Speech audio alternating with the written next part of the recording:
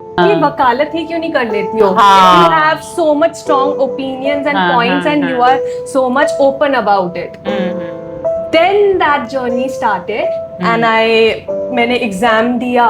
DU 11th में भी coaching करी, 12th में भी कोचिंग करी, फिर भी जो कॉलेज चाह रहे थे वो नहीं मिला, तो वही लिया। तो क्या ये कोचिंग की रिक्वायरमेंट है इतनी ज्यादा कि 11th से लग जाओ? CLAT is a little bit tough exam. नया सीखना, कुछ नया पढ़ना कभी आपके डिसएडवांटेज में तो मैं नहीं ना पीछे जा रही हूँ बहुत फॉर योर फ्यूचर, हाँ, क्योंकि जो एक्सपोजर मिला होगा ना एज अ लॉयर, उस चीज ने आपकी पूरी पर्सनैलिटी को चेंज कर दिया मेरे। काउंसिल ऑफ इंडिया में तो मैं हो गई, BCD में तो मैं हो गई, बट अब मुझे किसी कोर्ट में भी होना है. देर अच्छा। Are 2 enrolments. ओके। मुझे दिल्ली हाई कोर्ट में एनरोल होना है okay. rather than being into a district court.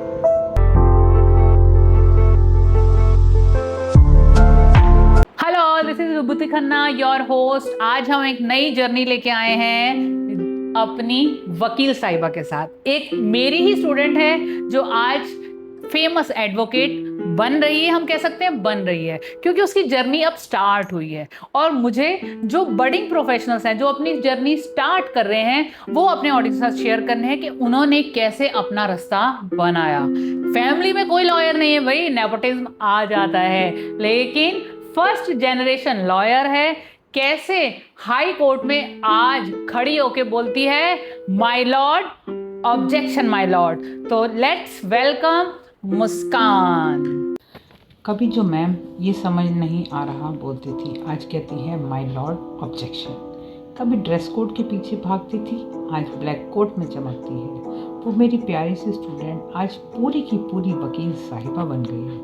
अब मुझसे बहस जीतना कोई आसान बात नहीं। छोटी से स्टूडेंट से लेकर कॉन्फिडेंट एडवोकेट तक का ये सफ़र वाकई काबिले तारीफ है।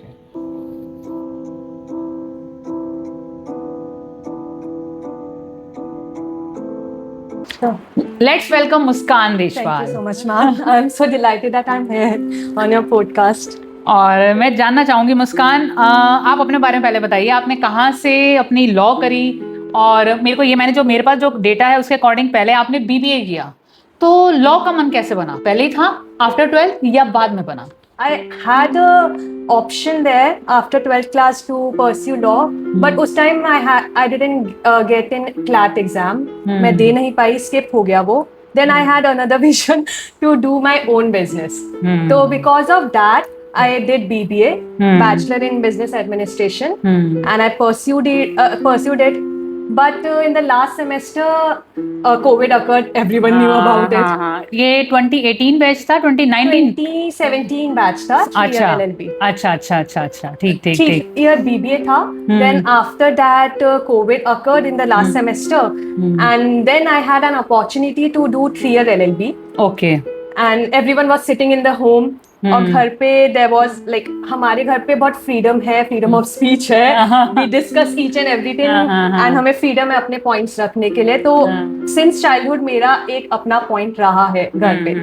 तो my parents were always saying कि वकालत मत झाड़ो, यहाँ वकालत मत करो. चलो अब तो वकील बन गई है, अब तो झाड़ेगी वकालत।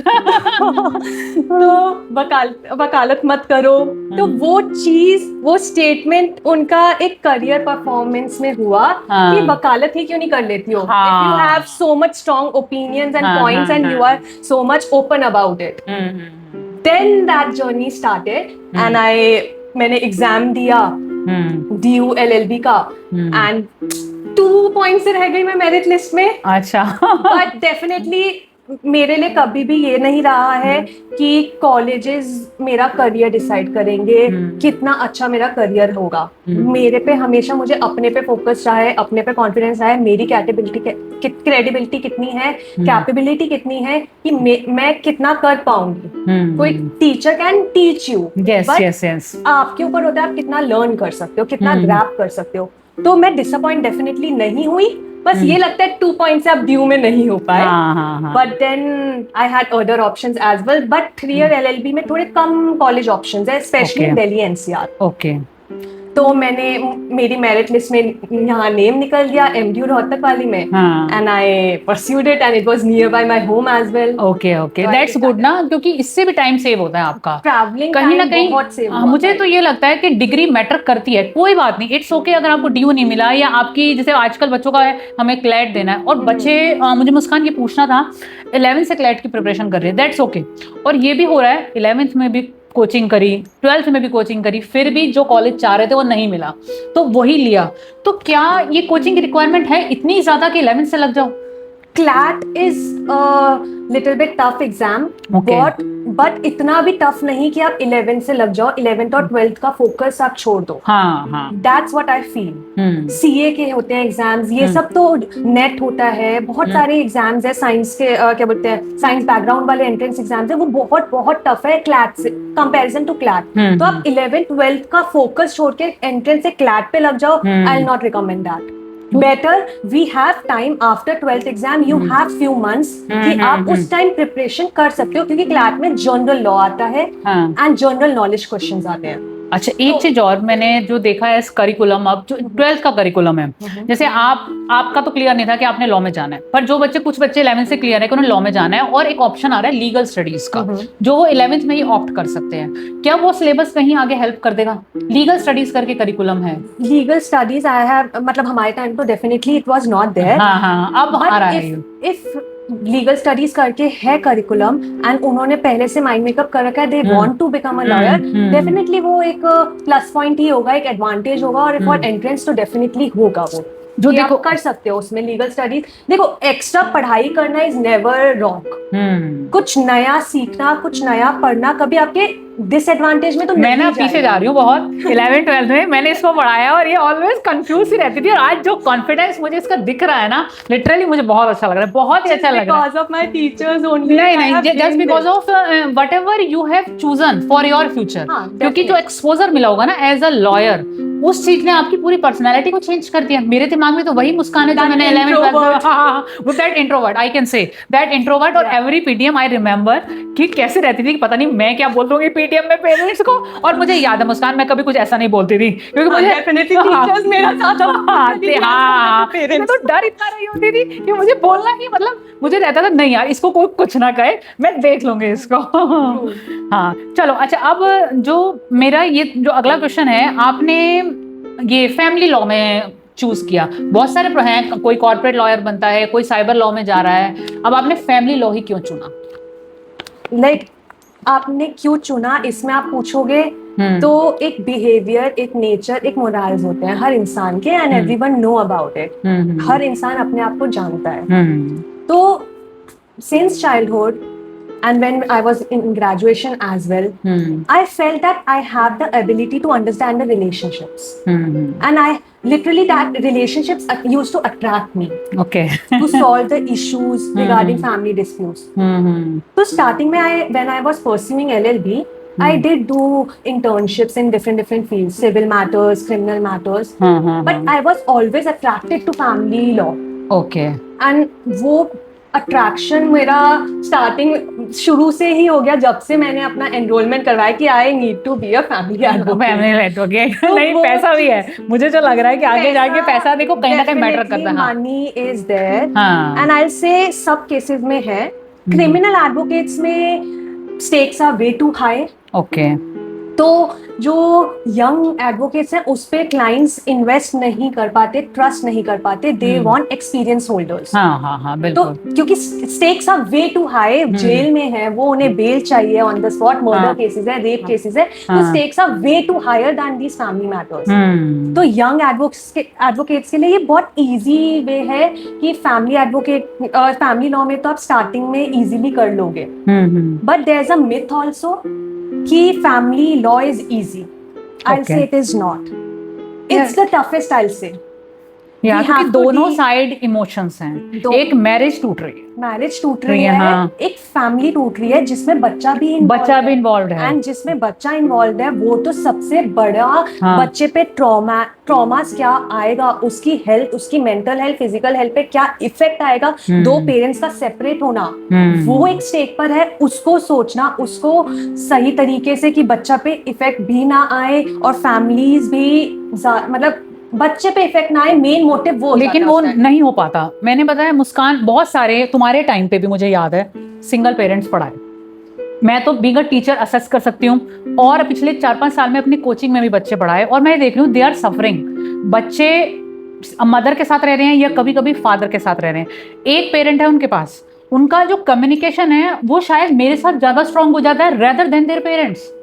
वो चीज वो कहीं ना कहीं, मुझे लगता है मैं उनके साथ, मेरी ज्यादा एम्पैथी भी आ जाती है कि यार ये बच्चा वैसे ही सफर कर रहा है, मेंटली पापा को बता नहीं पा रहा है क्योंकि साथ नहीं है। मदर ऑलरेडी अपनी तो घर को चलाने के लिए ऑक्युपाइड है, वो उसको घर भी देखना है, बच्चा भी देखना है, क्योंकि भैया देखो अर्निंग तो करनी ही करनी है ना। एलिमनी भी कितनी मिल जाती है कि बंदा अपना घर चला सकता है, और आजकल And वो एजुकेशन ही तो बहुत ये महंगी ages में है। मिलती और है। मेरे पास 11th-12th का बच्चा है और मैं उसको सफर करते हुए देख रही हूँ, बहुत सारे बच्चे मैंने सफर करते हुए देखे हैं, स्कूल में भी देखे हैं। तो मुझे तो लग रहा है कि पेरेंट्स तो जरूर सेपरेट हो जाते हैं, पर बच्चा सफर करता है। डेफिनेटली बच्चा सफर करता है कहीं ना कहीं, उसमें पेरेंट का ना बहुत बड़ा रोल होता है। आई से पेरेंट्स ना इनमेच्योर बन जाते हैं जब प्रॉब्लम्स आती हैं, वो सबसे बड़ी इशू आ जाता है। इफ मॉम डैड सेपरेट हुए हैं and kid is with mom, तो बच्चे के लिए तो होता है कि जो 24/7 जिसके साथ मैं हूँ, तो वो डांटेगा भी, प्यार भी करेगा, तो उस डांट को वो बुरा मानने लग जाते हैं। और अदर पेरेंट जिनके साथ वो रहते नहीं है, उनको वो अच्छा लगने लग जाता है, पापा तो बहुत अच्छा, पापा तो मेरी सारी बातें मानते हैं। और कहीं ना कहीं फाइनेंशियल फैक्टर भी मैटर करता है। डेफिनेटली फाइनेंशियल फैक्टर बहुत मैटर करता है कि इंडिया में बेसिकली थोड़ा इक्वलाइजेशन तो डेफिनेटली नहीं आया है, कहीं भी नहीं आया है। वी से equalization and feminism is two different things. That's what people are not understanding. We are feminists, but we want equalization of the salaries. If male is doing the same work and female is doing the same work, तो same level of salary होनी चाहिए। But we are not getting that. Promotion की बात आ रही है, mail को ज्यादा promotion मिल रहा है, फीमेल को कम मिल रहे हैं, तो वो चीज मदर के लिए बहुत टफ हो जाती है। और स्पेशली मदर्स आफ्टर मैरिज, जैसे वाइफ ने वर्क छोड़ा है to, I also suffered that thing. वो ही चीज, just because of some issues or just because of my kid I have to leave my job. Definitely. अब दोबारा से वापस आने में जो 4 to 5 years का मैंने गैप बना दिया, वो मैं उस लेवल पे तो जा नहीं पाऊंगी, but no one understand. Definitely, even court doesn't understand that, and it's a big issue right now. Especially in India, it's a big issue. I have seen many cases. High Court में judges are saying that 50-year-old lady को you are saying कि why can't you get a job? Why you want maintenance from a husband? You are not realizing that वो last 25 years से job में नहीं है, आज के यंगस्टर्स को जॉब में नहीं मिल रही है। You are expecting 50-year-old lady to get a job. और वहाँ ये बोला जाता है कि you are educated, you can grab a job. Exactly. But वो जो गैप क्रिएट हो गया, वो फिल कैसे होगा? वो चीज फिल नहीं हो पाती। नहीं हो पाती है। A person can try harder, but same mainly maintenance का क्या होता है? सेम लिविंग स्टाइल को मेंटेन करना, नॉट सेम, तो एटलीस्ट इतना कि जो पहले जी रहा था बच्चा, उससे नीचे ना आ पाए। हाँ। तो वो चीज मेंटेन करने के लिए कोर्ट्स, कुछ जजेस देखते भी हैं, ऐसी बात नहीं है कि मेंटेनेंस देते भी हैं, बट कुछ थोड़ा एग्रेसिव होके, और एक्चुअली जजेस आर आल्सो ह्यूमन बीइंग, अपने एक्सपीरियंस से भी उनका बायसनेस आ जाता है जजमेंट से। अरे दूसरा, इतने केस में टाइम ही नहीं दिया जाता। टाइम आप अपने को प्रेजेंट कर पाए, अपनी बात रख पाए। चलो आज की डेट में हम कहेंगे बॉयज भी सफर कर रहे हैं, जितने हम केसेस देख रहे हैं, और एक्स्ट्रा मैरिटल अफेयर्स की वजह से भी, क्योंकि आप जब जॉब में दोनों वर्किंग है, तो कभी कभी ऐसा होता है कि जो करंट हस्बैंड है वो समझ नहीं आ रहा है और कोई और समझ आ रहा है आपको वर्क प्लेस पे, तो उसकी वजह से वो चीज तो वो छुपाएंगे, वो चीज। और मैंने ये केस देखे हैं, मैंने अपने ही, right now it is not, and it has become a ground for divorce, definitely. But proving an adultery is also way too tough. It was earlier as well as it is right now also. Adultery is not just if a person is talking to the other person other than the spouse. Talking in little bit comfort zone will not count in adultery until and unless extramarital affair comes. वो चीज prove करना court में becomes way too tough. आज की date में वैसे मैंने ये चीज देखी है, डिटेक्टिव्स काफी आ गए हैं दोनों साइड के लिए कि भैया गर्ल्स पे भी आजकल डिटेक्टिव्स हायर किए जा रहे हैं और बॉयज पे भी detective hire, either of the party. ये चीज भी बहुत चल रही है, इसके बारे में क्या कहोगे? वो चीज प्रूव करी जाती है अगर कोई डिटेक्टिव, मान लो मैंने सुना अपनी ही फैमिली में एक केस था कि हमने गर्ल के ऊपर एक डिटेक्टिव अरेंज किया हुआ था, वो जहां भी जाती थी हमारे पास सारी रिपोर्ट आती, सब कुछ आता था, वो चीज क्या कोर्ट में प्रेजेंट की जाती? यस, इट इज क्योंकि वो एक है वो, हाँ और एलिजिबल भी है कोर्ट्स में, एंड क्यों नहीं होना चाहिए वो हाँ पैसे। इफ पब्लिक एरिया में कोई लेडी या कोई हस्बैंड किसी थर्ड इंसान के साथ मिलजुल रहा है और कंफर्ट जोन इतना ज्यादा है स्पाउस से ज्यादा, तो स्पाउस के राइट बनते हैं वो जानना। और इफ वो केसेस के अंदर है तो अपने केस को प्रूफ करने को एविडेंस लेकर आने में आई डोंट थिंक कुछ गलत चीज है। लेकिन ये हियरिंग का पार्ट बनता है कि नहीं बनता? हियरिंग का पार्ट बनता है, डेफिनेटली बनता है। क्योंकि कोर्ट डजंट आस्क यू आप ये एविडेंस कहाँ से लाए, दे सी देयर इज एविडेंस, इसमें कुछ फैब्रिकेशन नहीं हुई है, कॉम्पोर्टेड एविडेंस नहीं है, कुछ जोड़ वोड़ कर नहीं बनाया गया है, उसमें टेम्पर्ड नहीं है, वो court see that only, nothing beyond that कि आप ये एविडेंस कहाँ से लाए। The girl has to prove that she is not the one, she was not there with that person, और द बॉय जिसके भी अगेंस्ट एविडेंस है वो प्रूव करना होता है।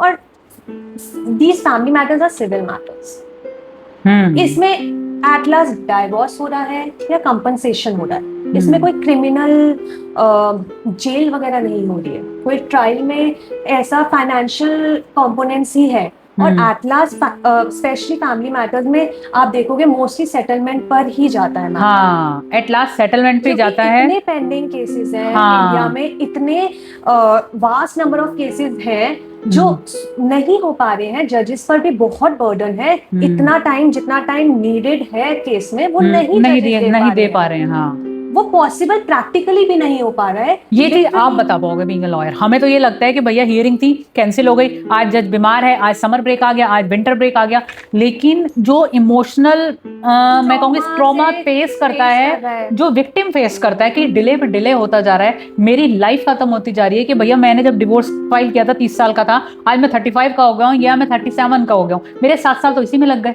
मैं यही चीज पे जगल करता रह गया। इसमें इशू है when I started my practice in 2023. Okay.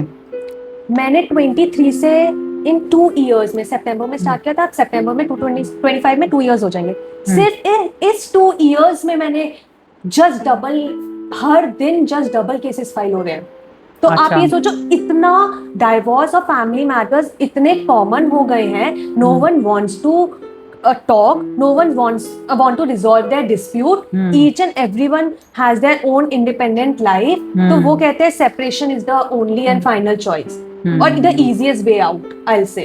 तो because of that also cases इतने ज़्यादा बढ़ रहे हैं, और मैंने इतने cases देखे हैं, मतलब I literally see कि why they are in a divorce, ये लोगों में इतनी सिर्फ misunderstanding है that could have worked, but none of them wants to work। That's the issue कि एक हस्बैंड ने कुछ बोल दिया या वाइफ ने कुछ बोल दिया, no one wants to understand क्यों बोला वो। यहाँ काउंसलिंग कहाँ का रोल क्या है? Because of vast number of cases ही अभी मीडिएशन ड्राइव सुप्रीम कोर्ट ने स्टार्ट करी। मीडिएशन जैसे ड्राइव स्टार्ट किए because of this number of cases, जो वास्ट नंबर ऑफ केसेस हर दिन बढ़ रहे हैं, और ईच एंड एवरी डे हम यही देख रहे हैं कि केसेस में एज सच जैसे पुराने जमाने में डोमेस्टिक वायलेंस एक्चुअली होता था, आज तो वो नहीं है। हाँ। ये नहीं बोलूंगी कि नहीं है, बट उस लेवल का नहीं है जिस लेवल का अर्लियर होता था, और there are an number of fake cases as well. Definitely as an advocate I will not say कि it's not wrong, definitely it's way too wrong कि आप सिर्फ एक केस जीतने के लिए एक प्रेशर टैक्टिक्स की तरह लोग यूज कर रहे हैं डोमेस्टिक वायलेंस केसेस को। तो इसीलिए ये फेक केसेस को बचाने के लिए, और पता है वो 10 साल बाद सेटलमेंट पर ही आएंगे, वो टाइम दोनों पार्टी के बचाने के लिए एट द लास्ट फाइनेंशियल क्या बोलते हैं फैमिली मैटर्स में फाइनेंशियल कंपाउंड ही चीज रह जाती है। वही है, उसी के लिए ही वर्क किया जा रहा है, उसी के लिए ही वर्क किया जा रहा है कि भैया कितना लिया जा सकता है वो। तो इसीलिए मीडिएशन जो चीज 10 साल बाद होनी है वो कोर्ट्स आर प्रैक्टिसिंग कि इफ आजकल न्यू प्रैक्टिस स्टार्ट हुई है, मीडिएशन एक्ट भी आया है कि फर्स्ट जब आप केस फाइल करते हो समन एंड नोटिस होता है दूसरी पार्टी को। नहीं देखो, अब यहाँ पे जो फर्स्ट केस जो फाइल होता है वो भी गर्ल साइड से होता है, और जबकि फॉल्टी अगर गर्ल भी है तब भी वही कर सकती है। नहीं, ऐसा नहीं है। डाइवोर्स कोई भी फाइल कर सकता है, even maintenance boys can also file. अब बट प्रैक्टिकली हो तो नहीं रहा। नहीं हो रहा है, definitely जैसे हो रहा अब जैसे केस फाइल किया, जैसे मैंने भी कई केसेस देखे, गर्ल साइड से केस फाइल हुआ जबकि वही अलग होना चाह रही थी, गर्ल साइड से फाइल हुआ, उसके बाद वो जो वुमेन सेल में जाते हैं, अब बॉय जो है वो आराम से बैठा है। जो मैंने जितने भी अभी इंटरेक्ट किए कुछ केसेस फैमिली में, वो आराम से बैठा है, कह रहा अगर मैं जाऊंगा मेरी तो उसी टाइम पे अरेस्ट हो जाएगा।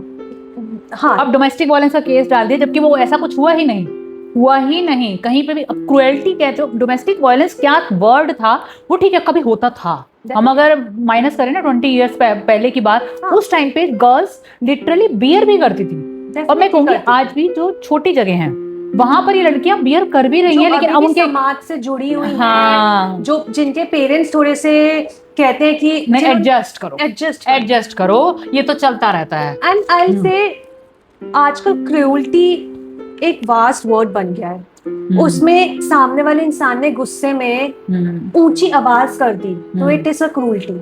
हस्बैंड के क्रूएल्टी है कि वाइफ खाना नहीं बना रही है, हाउस होल्ड एक्टिविटीज नहीं कर रही है। आई फील कि जो क्रूएल्टी का मिस रिप्रेजेंटेशन ऑफ वर्ड हो रहा है ना, वो बहुत बड़ा इशू बन रहा है। क्रूएल्टी ये नहीं है आपने जब शादी करी, और आजकल तो इतना आना जाना मिलना जुलना सब हो रहा है। We know other person is working, definitely she will not get time to cook food. Yes he knew that पहले से, and then after marriage he is expecting, तो आई गेस वो उसकी गलती है। आपको शादी करने से पहले से पता है कि वो काम करती है, वर्किंग वुमेन है, वो एडजस्ट, पहले तो फैमिली में एडजस्ट करना इतना डिफिकल्ट हो जाता है। डेफिनेटली वो अपनी फैमिली अपना कंफर्ट जोन छोड़कर आ रही है, आपकी फैमिली में एडजस्ट कर रही है। तो आई गेस आजकल ऐसी बात नहीं है, मैंने और भी mother in law, father in law, parent in laws देखे हैं, हस्बैंड्स भी देखे हैं जो लिटरली एडजस्ट करवाते हैं, क्योंकि मेन रोल तो उन्हीं का आ जाता है। Wife is the new member to the family, men लोग बड़ा रोल उनका आ जाता है, उससे एडजस्ट करवाना। वो चीज लैक कर रही है कहीं ना कहीं, क्योंकि वो पुराना वाला चलता हुआ आ रहा है। और पुराने वाले माइंडसेट के लोगों में एक चीज है, हमारे साथ ऐसा हुआ था, we will also do like that। हम भी और सेम पैटर्न फॉलो होना चाहिए। वो ये नहीं समझ रहे, टाइम हैज बीन चेंज्ड। आपके साथ एडेप्टेबिलिटी नहीं आई। हाँ, वो गर्ल आ रही है वो अडेप्ट करे, but you will not adapt. Exactly. पहले आप as a daughter in law working नहीं थे, हाउस होल्ड एक्टिविटीज करते, तो वही चीज आपका था। अब टाइम चेंज हो गया है, गर्ल इज इंडिपेंडेंट वर्किंग, तो उसको अडेप्ट कर नहीं पा रहे हैं लोग। और इफ आप, व्हाट आई से इज, इफ आप अडेप्ट नहीं कर पा रहे हो, इट्स ओके, तो find a girl like that only. Why you want a educated wife or daughter in law?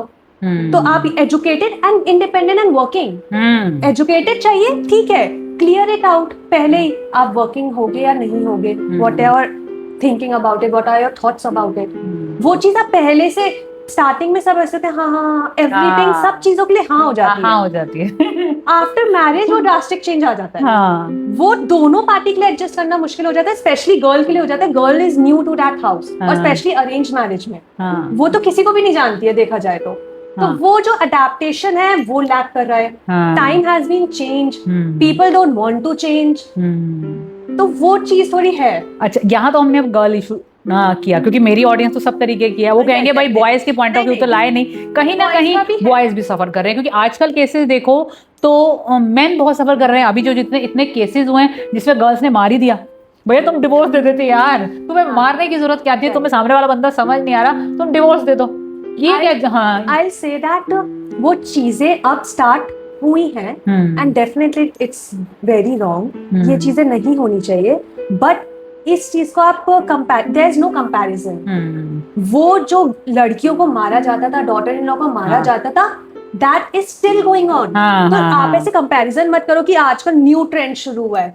No, वो ट्रेंड भी अभी भी चल रहा है, वो खत्म नहीं हुआ है। ये ट्रेंड एक न्यू स्टार्ट हुआ है डेफिनेटली। रही बात तो आई विल नॉट जस्टिफाई, वो तो उसकी कोई जस्टिफिकेशन ही नहीं है। Definitely rather than killing someone, I don't know वो इंसान इस लेवल तक कैसे पहुंच जाता है, like hitting someone, killing someone, मतलब सोचना भी एक, मतलब मैं तो कहूँगी this is दिमाग ही है ना, हाँ, beyond imagine, हाँ, he or she is not right.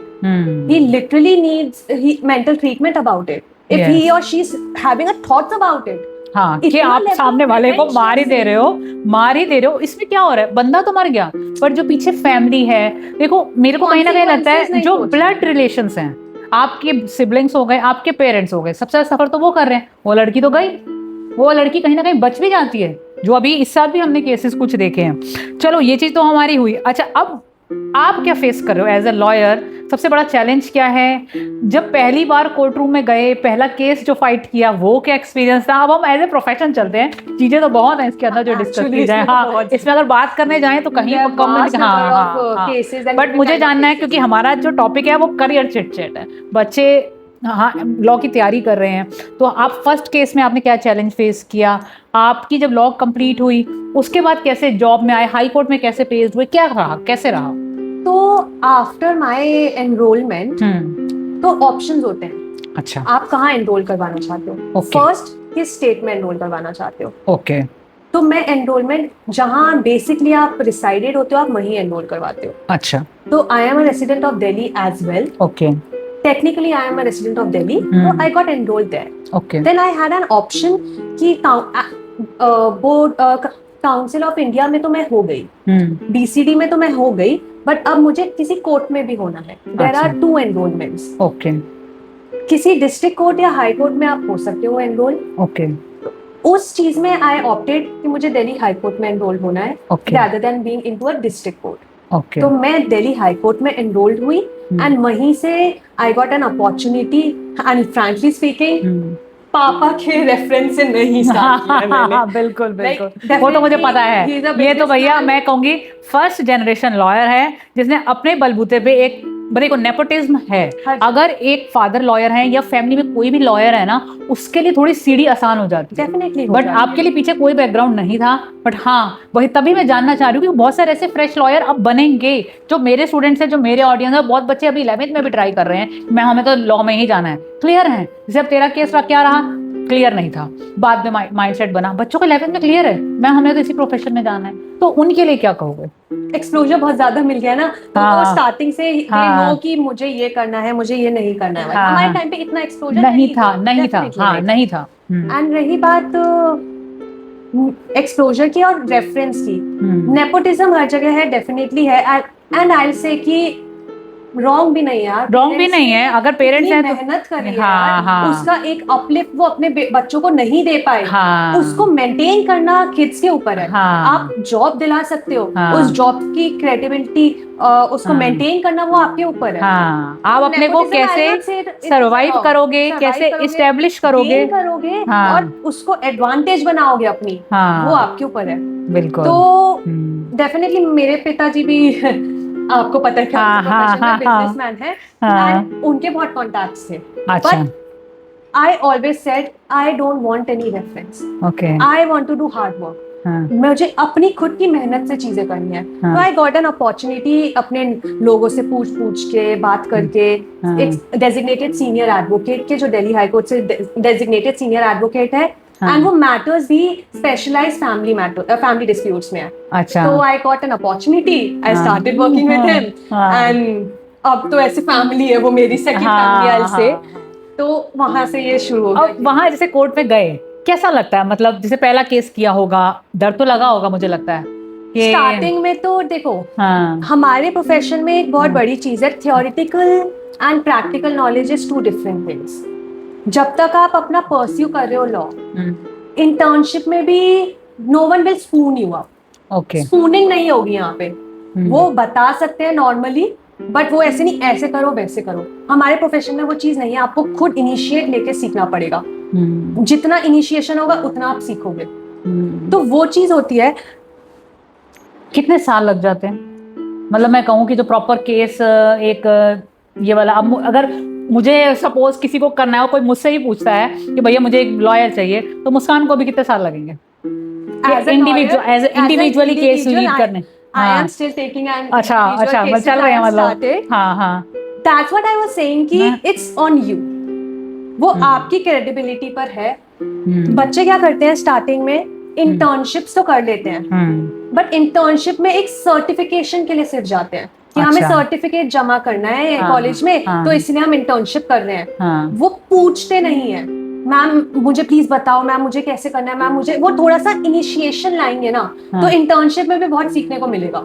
अच्छा। बट अपने आप से कोई नहीं सिखाएगा, आपको सीखना पड़ेगा। खुद और पूछना, उसमें हाँ, वो कहते हैं ना हिंदी में, आपको ऐसे झुकना पड़ेगा वाली चीज। हाँ, कोई पोर नहीं करेगा, आपको बोलना पड़ेगा पोक करके, प्लीज हाँ, मुझे बताओ वाली हाँ, चीज होती है। क्योंकि प्रैक्टिकल एक्सपीरियंस प्रैक्टिकल मैटर्स। हाँ, एक्सपीरियंस है, थ्योरेटिकल में आप जो पढ़कर आए हो, हाउ टू इम्प्लीकेट दैट, वो आपका प्रैक्टिकल नॉलेज से पता चलेगा। वो किसी भी कॉलेज में ऐसे सिखाया नहीं जाता है। तो वो चीज बहुत डिफरेंट, और लिटरली एनरोल तो बहुत होते हैं। अच्छा। बट वो एनरोल लॉयर्स एडवोकेट्स कंटिन्यू रखते हैं? Definitely not. 50% एडवोकेट्स छोड़ देते हैं आफ्टर 2-3 years, क्योंकि patience is very much required in this profession. Okay. Financial, पहले फाइनेंशियल तो है ही नहीं, you have to forget about the financial and the monetary aspect. Okay. Mainly आपको स्टार्टिंग में, if you are passionate about it, तो आपको passion के साथ सीखना पे फोकस ज्यादा करने पड़ेगा मॉनेटरी से। मॉनेटरी आप करो, बट ये मत, और दूसरी चीज, दूसरों को जज और कंपैरिजन मत करो अपने आप को कि यार मेरा दोस्त भी एडवोकेट है, वो कहाँ है और मैं कहाँ हूँ। डोंट जज अपने आप को, अपनी एवरी डे अपने आप को अपने आप से जज करो। सीखो कि यार मैंने ना इस हफ्ते कुछ नहीं सीखा, क्यों नहीं सीखा उसको एनालाइज करो, क्या गलती रही उसको एनालाइज करो, rather than after a year यार मैं तो यहीं हूँ, वो तो वहां पहुंच गया। वो वहां पहुंचा है क्योंकि उसने बहुत सारे स्टेप्स लिए जो आप नहीं ले पा रहे थे उस टाइम, या आपने नहीं लिया, या आपने नहीं सोचा। तो यंग एडवोकेट्स लिए ये बहुत चीज है। और basically young advocates, of course I am not 2 साल ही हुआ है मुझे भी, बट मैंने ये देखा है इजी वे आउट देखते हैं, शॉर्टकट देखते हैं। वो देखते हैं पॉलिटिक्स में घुस जाओ, पॉलिटिशियन जो एडवोकेट्स है जो पॉलिटिक्स में है उसमें घुस जाओ, हमारा नेम हो जाएगा, हमारे केसेस आने लग जाएंगे। अच्छा, ऐसा भी है। बहुत है हमारे में। बट वो शॉर्ट टर्म चीज है। केसेस आ जाएंगे, नो डाउट। केसेस कर पाओगे, you have the knowledge, you have the practical knowledge. No, you don't have that. आप अपीयर हो रहे हो, आपकी क्रेडिबिलिटी भी तो डाउन जा रही है, आप केस को अच्छे से नहीं कर पा रहे हो, तो आपका क्लाइंट भी तो गुस्सा हो रहा है या नाराज हो रहा है। तो इफ प्रैक्टिकल नॉलेज होती, आप अच्छा केस करते, आपकी क्रेडिबिलिटी बढ़ती, वो एक लाइन दूसरे क्लाइंट को लाता आपके पास कि यार उसने मुझे जिता दिया था, वो ऐसे अच्छा वो एडवोकेट है, तो उस चीज से क्रेडिबिलिटी बढ़ती है। यहाँ पे बहुत एडवोकेट्स हैं जो कहते हैं कि नहीं हमारे सीनियर ये हैं, तो हमें केस उससे मिल जाएगा। नहीं मिलेगा।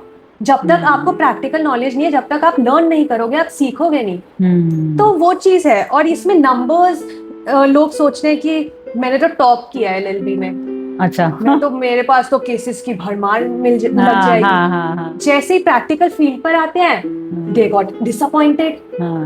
क्योंकि यंग एडवोकेट्स को डेफिनेटली सबके मतलब इमोशन स्टेक पर है, फाइनेंशियल स्टेक पर है, तो वो यंग एडवोकेट्स को इतनी जल्दी, और स्पेशली इंडिया में ये प्रैक्टिस बाहर नहीं है। अच्छा, एक चीज और मैंने देखी, जैसे बाहर मैंने एक आधा केस देखा था, सारी हियरिंग्स ना रिकॉर्ड होती है और लाइव स्ट्रीमिंग होती है। इंडिया में होती है? ये होती है बाहर में, एक दो केस बाहर होती है, फॉरेन कंट्रीज में होती है। Actually live streaming is like, थोड़ी ट्रांसपेरेंसी बढ़ जाएगी। मैं एक चीज बताऊंगी, आई am against the live streaming. तो लेकिन ये अदर कंट्रीज तो फॉलो कर रहे हैं। मैं बताती हूँ, जैसे अदर कंट्रीज में चल रहा है, उसमें ना वहां के public they don't have the selfishness, वहां पे थोड़ी कम है। वहां पे ये नहीं, वहां पे थर्ड ट्रायल इतना एज सच शुरू नहीं होता जितना इंडिया में होता है। इंडिया में क्या होता है, 10 लोग तो 10 बातें वाली चीज, यहाँ ये प्रैक्टिस बहुत ज्यादा है। तो इंडिया में प्रैक्टिकली पॉसिबल नहीं है लाइव स्ट्रीमिंग। और आई थिंक, और फैमिली मैटर्स की बात करें, उसमें तो डेफिनेटली नहीं होना चाहिए।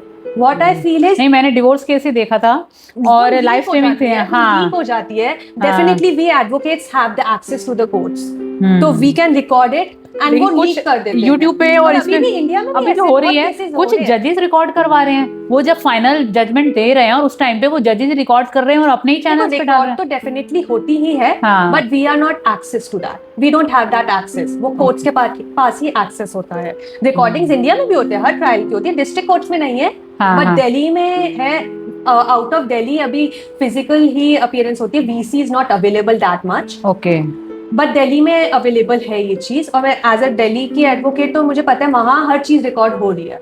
अच्छा, वो अलग चीज है। हम किसी कॉमन इंसान को, किसी एडवोकेट को एक्सेस नहीं है, एक्सेस नहीं है, but recording is going, recording is still going on, अच्छा, recording is going on. And why I am against it, media trial, you know. हाँ, मीडिया ट्रायल। अब जैसे यही केस ये देख लो, करिश्मा कपूर वाला केस। और मैं इस चीज में कहूंगी, चलो ठीक है, डिवोर्स हो गया था, कितने साल पहले हो गया था। जब डिवोर्स हुआ होगा, ऑब्वियसली उस टाइम पे एलिमनी भी डिसाइड हो गई होगी, चाइल्ड मेंटेनेंस के लिए भी डिसाइड हो चुका होगा। ठीक है, संजय कपूर की अचानक से डेथ हो गई, प्रॉपर्टी उसके पास थी। मैं ये मानती हूँ कि जब कोई इंसान वेल्दी होता है, अच्छा खासा वेल्दी था, उसने ऐसा कमिटमेंट जरूर किया होगा कि मैं बच्चे के आगे की एजुकेशन फॉरेन में कराऊंगा। मतलब मुझे ऐसा लग रहा है, हाँ, जो मेरा व्यू पॉइंट है कि भैया मैं बच्चों को अच्छा पढ़ाऊंगा, चाहे जो भी लीगली मेंटेनेंस डिसाइड कर दी गई हो। अब उसकी तो हो गई डेथ, अब उसकी वाइफ, जो इमीडिएट वाइफ है, लिटरली तो सब कुछ उसके पास जाएगा। बट इसके केस में क्या हो रहा है, मदर भी आगे आगे कि मदर को भी राइट नहीं मिल रहे हैं। क्या है मतलब इस केस में जो चल रहा है? This case is not, of course common people doesn't know about the law, awareness बहुत कम है हाँ, लॉ की। तो बेसिकली करिश्मा कपूर को एलिमनी मिली थी, हाँ, अंडर सेक्शन 25 अच्छा, HMA में, अच्छा, during divorce. Okay, it's a choice of the wife. वो आपने कोर्ट से मांगी है एलिमनी तो मिलेगी, अच्छा, इफ आपने नॉर्मल डाइवोर्स एंड मेंटेनेंस मांगी है तो वो मिलेगा। ओके, तो हर चीज के अलग अलग प्रोविजंस है। मेंटेनेंस का अलग है, एलिमनी का अलग है, डोमेस्टिक वायलेंस का अलग है, हर चीज का प्रोविजन अलग है। रही बात मेंटेनेंस की, मेंटेनेंस हमारे पास 3 एस्पेक्ट 3 लॉ में ऑलरेडी गिवन है। अच्छा, हमारे पास हिंदू मैरिज एक्ट में गिवन है, ओके, सेक्शन 24, जिसमें पैंडलाइट मेंटेनेंस मिलता है वाइफ को, बच्चों को, पेरेंट्स को। ओके, बट वाइफ एंड बच्चे कांट कंबाइन, उन्हें कंबाइन नहीं किया जाता है। अच्छा, वो सेपरेट चीज है, अच्छा, सेपरेट मेंटेनेंस है, you can combine that. If wife is working and she is maintaining herself properly and she is not liable to maintenance, that doesn't mean कि children are not liable. Children are responsibility of both the parents.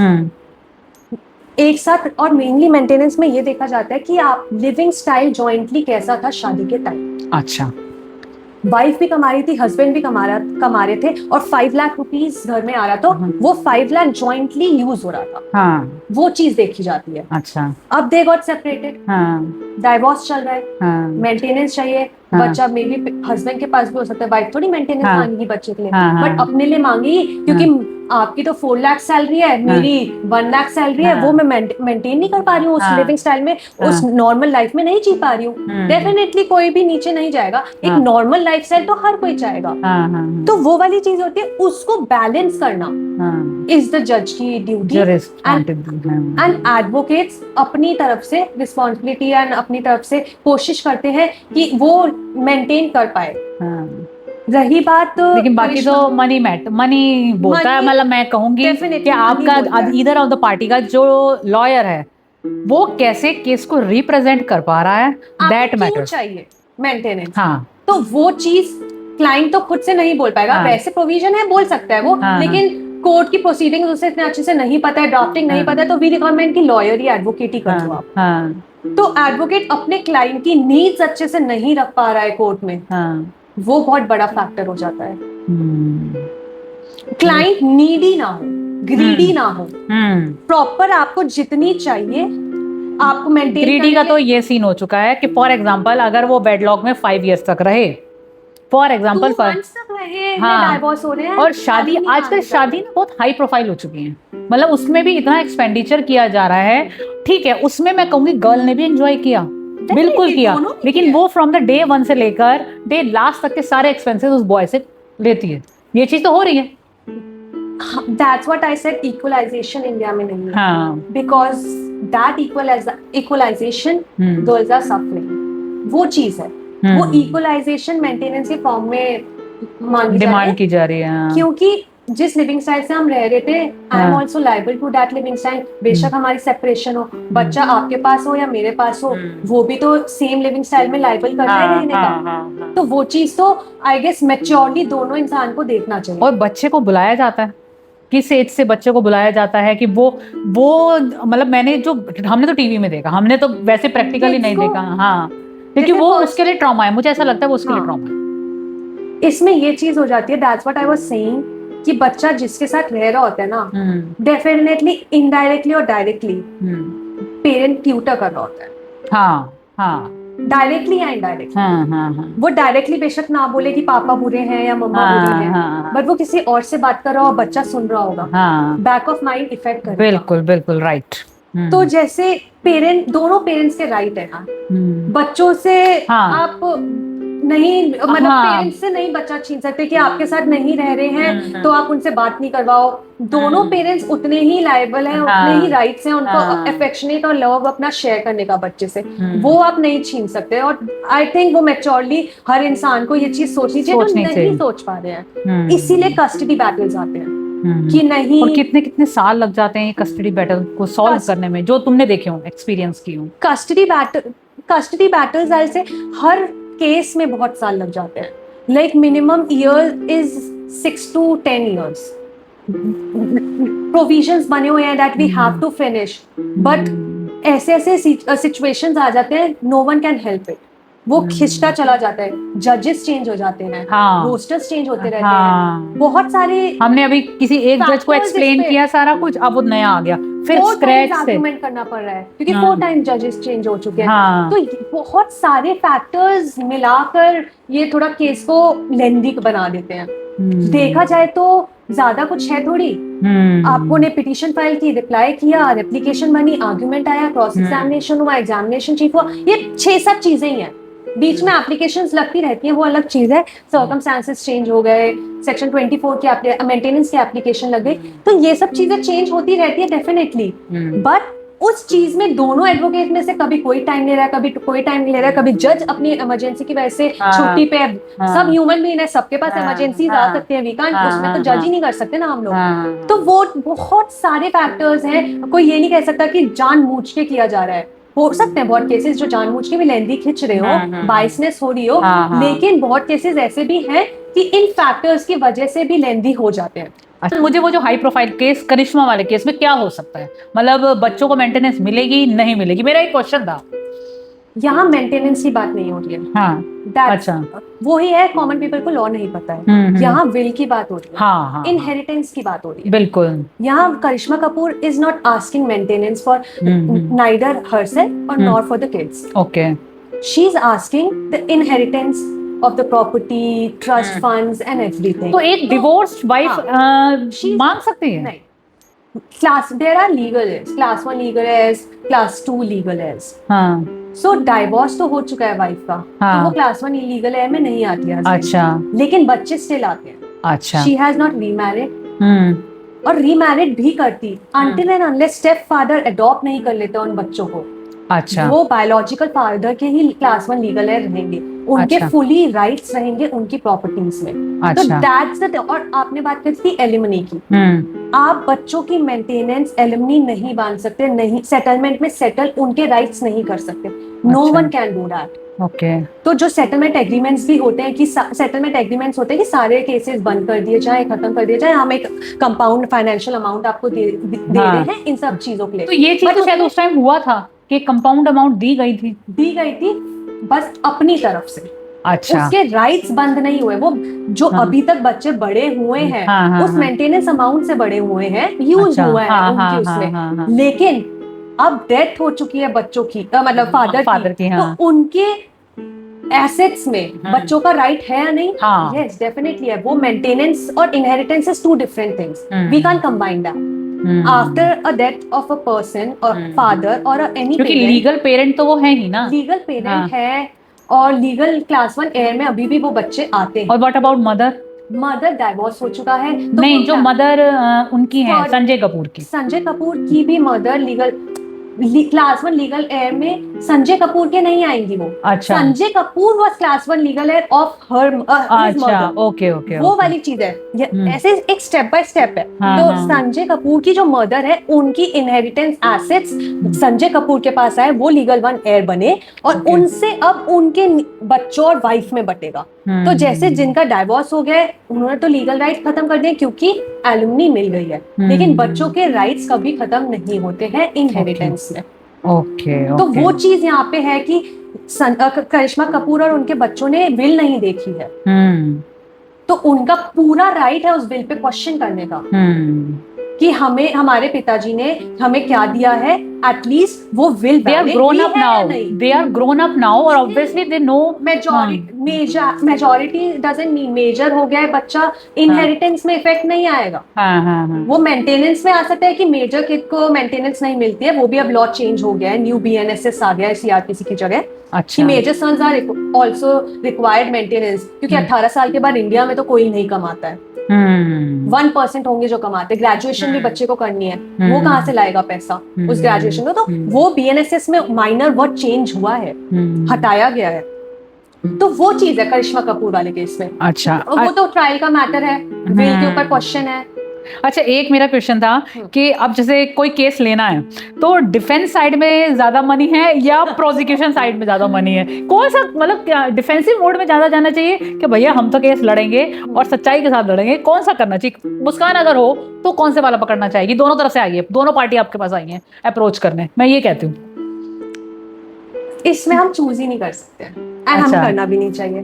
हाँ, and if इतने अब जैसे अब इतने lucky हो जाते हो कि आपके पास दोनों पार्टी आई है। हाँ। उसमें आपको ना फर्स्ट, मतलब जो हमारे प्रोफेशनल एथिक्स है, जो फर्स्ट पार्टी आई है आपको उसी के साथ रहना चाहिए, व्हाट आई फील। क्योंकि आपने फर्स्ट पार्टी आई है, उसने अपने फैक्ट्स एंड मेरिट्स सब कुछ बता दिया, अपना केस बता दिया है, एंड आप सेकंड पार्टी उसके बाद आई है और आप देखो कि इसका केस ज्यादा स्ट्रांग। अरे भैया लास्ट हियरिंग में बदल जाता है, लास्ट हियरिंग में बंदा बदल जाता है कि भैया वो दूसरी साइड से प्ले कर जाता है इनडायरेक्टली। इट हैपेंड, मैंने देखा है। वो प्रोफेशनल एथिक्स को फॉलो नहीं कर रहा है। बहुत एडवोकेट्स हैं जो प्रोफेशनल एथिक्स को फॉलो नहीं करते हैं, but frankly speaking and truly speaking, जो वो ये ना जो लोग सीनियर से हम सीखते हैं। I am glad that I am with the seniors जो लिटरली प्रोफेशनल एथिक्स के माहिर हैं, वो प्रोफेशनल एथिक्स को फॉलो करते हैं। ओके, तो that's what I am learning. I am also into professional ethics, main चीज रोल प्ले करते हैं। बेशक मेरा केस हारने वाला हो, मैं अपनी तरफ से 100% ट्राई करूंगी। मैं अगेंस्ट नहीं जाऊंगी just for monetary benefit of me. I will not distrust my client. That's the thing। Advocates थोड़ा सा मॉनेटरी एस्पेक्ट को देखते हुए, जॉली एलएलबी में भी आपने देखा था, वो तो हमने तो मूवी में देखा है। हाँ, पैसे मिल रहे हैं, पैसे मिल रहे हैं, छोड़ना क्लाइंट का। वो अपनी मोरालिटी भी होती है, अपने मोरल्स भी होते हैं, अपब्रिंगिंग भी। लेकिन एक लेवल में मैं कहूंगी 15-20 साल हो गए, अब पता है भैया केस लड़ना है, हम तो डॉक्टर हैं, हमें तो patient is a body for us, patient is a body for us. तो भाई हम कोशिश अपनी तरफ से कर रहे हैं, पर ठीक है। अच्छा, अब मेरा जो एक चीज है मुझे जाननी है कि जो बच्चे 12th कर रहे हैं, कोचिंग मेरे हिसाब से मुझे लगता है कि 12th के एंड में भी आके अगर कोचिंग की तरफ ध्यान देना, तब भी क्लियर हो सकता है, और अपना फोकस करें कि भैया हमें आगे क्या करना है। ऐसे कोचिंग 11-12 से लग के और फिर 2 साल बाद कुछ भी ना मिले, बेटर है लॉ तो सब कर लेते हैं। मुझे ऐसा लगता है हो तो जाती ही है, क्या कहते हो? जाती है। और ये भी एक बहुत बड़ी मिथ है कि लॉ तो कोई भी कर लेता है। अच्छा, एक्चुअली इतना मैं 11th-12th में नहीं पढ़ी। लॉ हो जाती है, प्रैक्टिस मैटर करती है, आगे एक्सपीरियंस मैटर करता है। पढ़ाई भी इट्स नॉट दैट इजी। लोग बहुत इजीली कह रहे थे लॉ तो हो जाती है, लॉ तो कोई भी कर लेता है। मैं इतना 11th-12th में नहीं पढ़ी हूँ जितना मैं लॉ में पढ़ी एक्चुअली। तो वो चीज है वो कि लॉ इतनी भी टफ नहीं है, बट वो आपका पैशनेशन बताता है कि आपको कितना इंटरेस्ट है उसमें, उसी हिसाब से आप। अभी पता है मुस्कान, मुझे ऐसा लग रहा है मेरे बहुत सारे क्वेश्चंस रह गए, मेरे ये वीडियो बहुत लंबी होती जा रही है, और क्या पता मैं दोबारा एक और करूँगी। मेरे बहुत सारे क्वेश्चंस अभी मेरे दिमाग में चल रहे हैं जो मैं नहीं पूछ पा रही हूँ, बट इसे अब यहाँ पे थोड़ा सा क्लोज करेंगे। मेरा एक रैपिड फायर राउंड है जो मुझे क्वेश्चंस आपसे पूछने हैं। One word that describe you in court. Well mannered. वो वेल मैनर्ड तो मैंने भी देखा है, तो भाई लगता है वो कंसिस्टेंट चल ही रहा है इतने सालों से। Nature you can't change. हाँ। मीडिएशन और लिटिगेशन? मैं अपनी फील्ड में बात करूं, हाँ अपनी फील्ड में ही करूं। Definitely mediation. पर सम टाइम इट डजंट, मतलब उनका प्रैक्टिकली पॉसिबल नहीं है, तो फिर ऑप्शन ही नहीं बचता। प्रैक्टिकली पॉसिबल है, people just don't want to let go. People are running towards revenge thing. They are more focused on revenge thing, and they literally not realizing कि revenge आपको भी hurt कर रहा है। वो आपके 10 साल भी वेस्ट हो रहे हैं, वो दूसरे के हो रहे हैं, तो वो आपके भी हो रहे हैं। तो इंसान को सबसे फर्स्ट एस्पेक्ट पे ना ये सबसे ऊपर रखना चाहिए।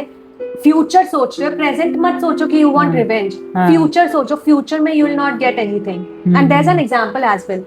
इफ आई एम स्टार्विंग, मेरे सामने एप्पल रखा है, मैं एप्पल एक बाइट लूंगी, वो सेटिस्फैक्शन लेवल कम होगा, दूसरी लूंगी कम हो जाएगा, और तीसरी में शायद खत्म भी हो जाए, and I just need that Apple. तो वही चीज मेनली केसेस में भी होता है। तो आप उसका वेट क्यों कर रहे हो कि सेटिस्फैक्शन लेवल कम होगा? आप अपना स्ट्रगल भी तो देखो, आपने फाइनेंशियली इंडिपेंडेंट होना है, आपने अपनी लाइफ को भी चलाना है, आपको मूव ऑन होना है। तो आई विल से लेट गो करना सीखना पड़ेगा लोगों को। और ट्राई, ऐसा भी नहीं मेडिटेशन में लेट गो, सेपरेशन भी होता है, रीयूनाइट भी होते हैं लोग। I have done counselling in my friends marriage, मैंने लिटरली उन्हें काउंसिल किया एंड दे आर reunited. वो literally divorce petition फाइल करने वाले थे. I counsel them and they are reunited and they are happily married now and having मतलब have a kid as well. तो yes, ये it's a good thing. अगर ये चीज पे चला जाए और कहीं ना कहीं अंडरस्टैंडिंग बन जाए तो बेटर है, एटलीस्ट फॉर द किड्स। बस मेरे हिसाब से for the happiness of yourself as well. हाँ, How can you guarantee that आज वाला पार्टनर गंदा है, दूसरा वाला जो मिलेगा वो सही होगा? How can you guarantee वो that? दूर के ढोल सुहावने वाली बात है बस। अच्छा, टफर केस क्या कहते, मतलब आपके अकॉर्डिंग क्या है, डिवोर्स या child custody? Child custody definitely. Way too much emotions involve दोनों साइड के, और well being of the child is the first and the most priority thing. अच्छा, one habit that keeps you calm after stressful day. मुझे लगता है कि जो जिस प्रोफेशन में आप हो, स्ट्रेस तो होगा। इमोशनली बहुत स्ट्रेस होता है। I have to control my emotions, वो बाउंड्री क्रिएट करनी पड़ती है, सेट करनी पड़ती है। तो आई ट्राई कि स्पिरिचुअल पॉडकास्ट सुनूं, मैं लिटरली सुनती हूँ मैं। आई लिसन लाइट सॉन्ग्स जो मुझे अच्छे लगते हैं, तो इट्स अ हैबिट। तो मैं कोर्ट से जब घर आ रही होती हूँ वो पॉडकास्ट सुनूंगी या सॉन्ग सुनूंगी। मेडिटेट नहीं, कहीं ना कहीं जरूरत है, क्योंकि काम मेडिटेशन नॉट नीडेड है अनटिल एंड अनलेस, वरना तो फिर नींद ही नहीं आएगी, क्योंकि टेस्ट चलता रहेगा आपके दिमाग में। क्योंकि हम रियलिटी को फेस कर रहे हैं ईच एंड एवरी डे। हम किसी को दर्द में भी देखते हैं ना, तो भी अगर हमें पेन फील हो रहा है कि भैया इसको दर्द क्यों हो रहा है, और आपका तो रोज का काम ही यही है, इसी दर्द को ही देखना है। और फिर कई बार और कितना हेल्पलेस, और कई बार जब आप किड को देखोगे तो वो सफर कर रहा होगा, तो उस टाइम पे ना कहीं एम्पैथी तो आएगी। वो अलग बात है अगर आप हार्टलेस हो। Definitely. You can't sympathize the person. You should empathy them. I'll say. अच्छा, dream court room to argue in? Definitely Supreme Court. सबका होता है। अच्छा, फेवरेट लीगल ड्रामा और मूवी कोई है? फेवरेट तो I'll say नहीं है। अच्छा, मैं एक्चुअली सारे लीगल एस्पेक्ट्स वाले सीरीज एंड वो देखती हूँ, मुझे बहुत सीखने को मिलता है। बट यंग एडवोकेट से मैं जरूर कहूंगी, सूट्स देख के प्लीज लॉ मत करना। अच्छा, सूट्स जैसा अभी एक काजोल की भी चल रही है, मैं नाम भूल रही हूँ, मैंने उसका फर्स्ट सीरीज देखी थी, सेकंड सीजन मुझे देखना है, I forgot the name. Trials I think. मतलब उसमें उसका जो दिखाया जाए, मुझे मतलब फर्स्ट एपिसोड उसका जो था, बहुत अच्छी सीरीज है। हाँ, क्योंकि आज की डेट में रियलिटी चाहिए, रियलिटी चाहिए। जॉली एलएलबी वगैरह रियलिटी चाहिए ना एडवोकेट्स की, प्रोफेशन की। जॉली एलएलबी देखो, मामला लीगल है, देखो वो पता चल जाएगा पॉलिटिक्स में क्यों नहीं जाना चाहिए, लॉ कैसे सीखना चाहिए, और पेशेंस लेवल बहुत सिखाता है ये सीरीज। अच्छा, if you are not a lawyer, what would you be? Relationship counsellor. वहीं पे ही चल रहा है, वहीं पे ही चल रहा है। अच्छा, your Mantra for success? Never give up, never quit, and life is way too short. Start moving on. Just don't wait कि कोई और आपको पुश करेगा, या आप एक जगह स्टे मत करो। Just move on and move on. अच्छा, one message you would like to give to all the couples fighting legal battles? वही चीज है, start letting go things or people, and the main mantra is learn to see the right time to let go of it. Definitely कोई आपके साथ कुछ बुरा हुआ है स्टार्टिंग में, you will not able to let go and you shouldn't let go. Definitely you should take मतलब you should take a stand for it, but after few months and years analyse it where you are going. If you see that, Sometimes I feel like that कि divorce case तक तो divorce तक नहीं पहुंचता, but जो mutual understanding ही match नहीं होती, और जगल करते रह जाते हैं partner, throughout life juggle करते रह जाते हैं। Time to let go is the main thing. If you see कि आप लोग कम्युनिकेशन आपके बीच पूरा 100% है, तब भी आप नहीं रह पा रहे हो, अंडरस्टैंडिंग भी है बट मैच ही नहीं कर रही है आप लोगों के थॉट्स एंड प्रोसेस, तो इट्स बेस्ट कि लेट गो। आप अपनी लाइफ में मूव ऑन हो जाओ, मैं अपनी लाइफ में हो जाती हूँ, क्योंकि दोनों में से किसी के लिए भी सही नहीं है वो उस लाइफ, और उसके बाद किड है उस लाइफ में, तो दोनों का झगड़ा, क्योंकि उसका ब्रॉटअप भी कहीं ना कहीं वो ही देख के आगे बढ़ रहा है, तो कहीं ना कहीं रिलेशनशिप के प्रति उसका भी नजरिया बदल जाएगा।